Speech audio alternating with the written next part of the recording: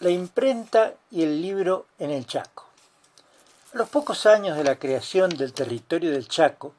y del ascenso de la ciudad de Resistencia como capital, se produjeron en esta ciudad una serie de acontecimientos culturales que habrían de cambiar su fisonomía. Entre los factores que incidieron en este movimiento deben destacarse el estímulo dado por los primeros gobernadores, en especial Antonio Donovan y Enrique Luzuriaga,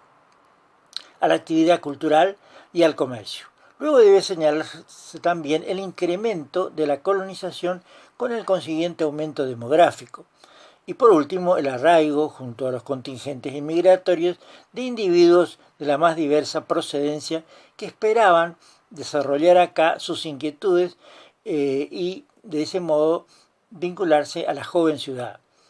Hacia 1890, durante el gobierno del general Donovan, comenzó a funcionar la imprenta de Leónidas González Montaner, de origen español, situado entre las calles Pellegrini y 9 de Julio. Este personaje, quien además era director de la escuela número 7 de Puerto Tirol, editaba en su modesto taller un periódico llamado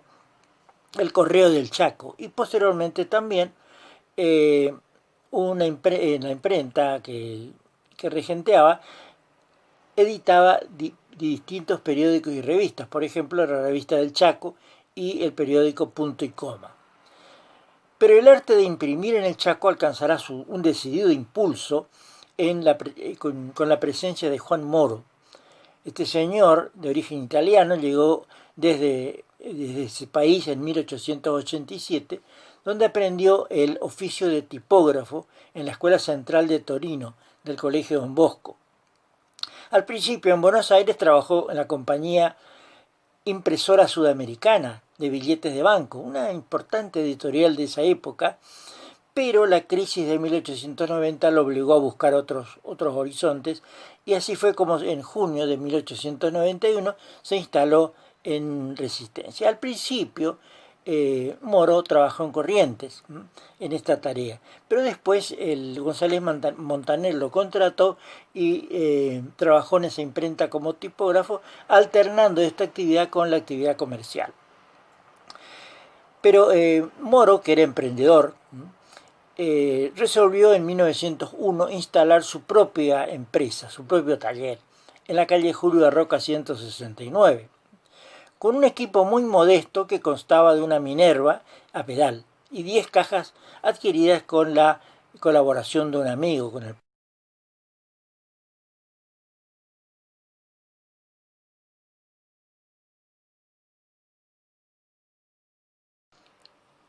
Ahora me referiré a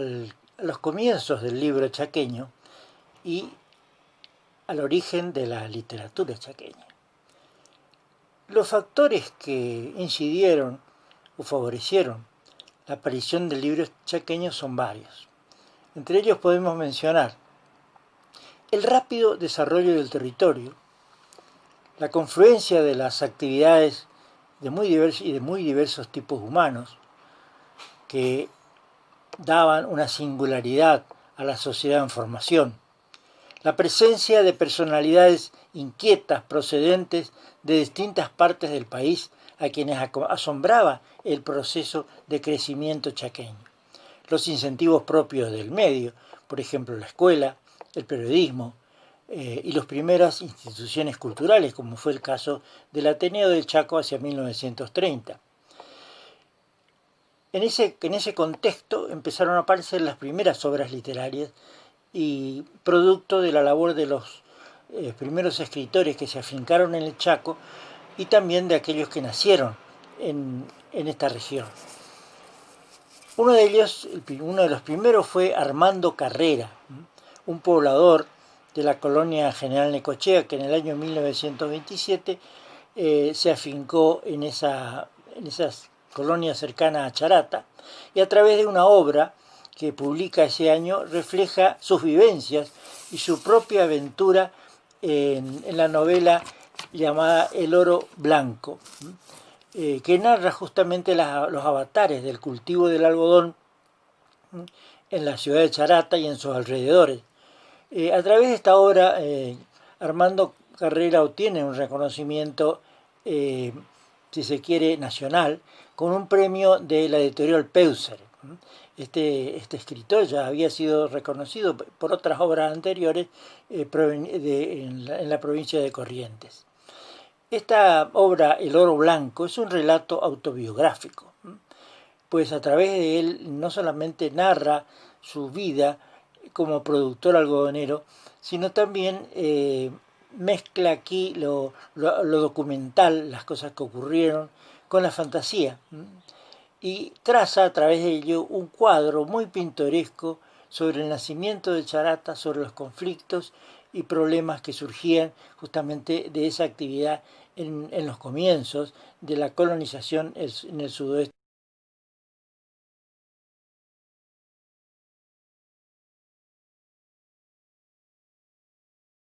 Otro autor fue Domingo Pascual Barreto, un maestro correntino que se radicó en el Pintado y en 1938 edita Las Chaqueñas, una novela ambientada justamente en el impenetrable chaqueño, una zona muy difícil en esa época, y aún lo es todavía. Es el primero en dar testimonio del encuentro de tres vertientes culturales que confluyen en el Chaco: la correntina, la salteña y la santiagueña, y lo traduce en los conflictos amorosos de los personajes, que no es más que la resultante de distintos modos de ser regionales, que allí en ese lejano paraje se dan cita y viven su drama cotidiano. Otro autor,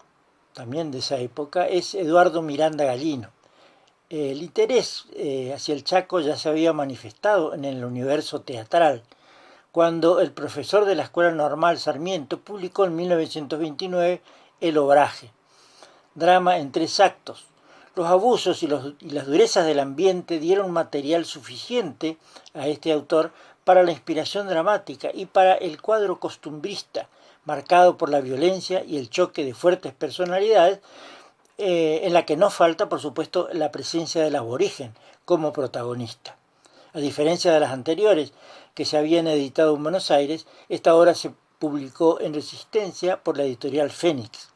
A Miranda Gallino le corresponde el mérito de ser el primero en ubicar dentro del género teatral en nuestro territorio el tema del obraje y de sus dramas, pues otros autores por esos años ya lo habían intentado en los teatros porteños.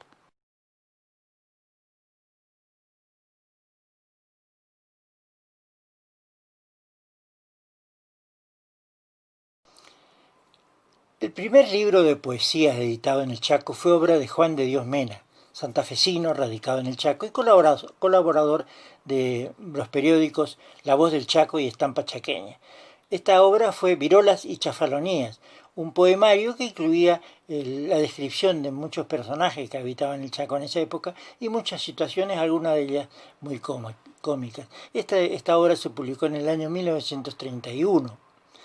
Pero la figura destacada del ensayo sociológico e histórico fue Juan Ramón Lestani,